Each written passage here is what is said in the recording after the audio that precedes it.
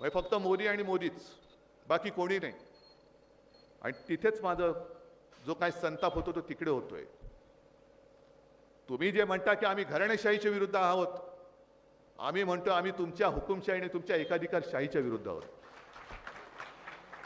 अमित शहाना काय जाते बोलायला. अमित शहा काल परवाकडे बोलले की मोदीजी पुन्हा सत्तेवर आल्यानंतर घराणेशाही मुळापासून संपवून टाकतील. कोणाला संपवणार? आम्हाला. ही आमची घराणेशाही, हे सुद्धा आमचं घराणं आहे. संपवा, हिंमत असेल तर या.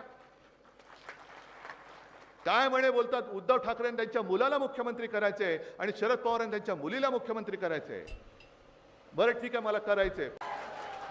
अहो, माझं घराणं अगदी प्रबोधनकारांच्या पासून आणि त्यांच्या आधीपासूनचं महाराष्ट्राच्या समोर आहे.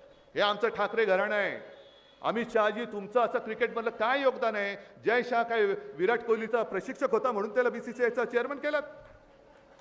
काय जय शहाचं क्रिकेटमधलं योगदान काय आहे मला सांगा.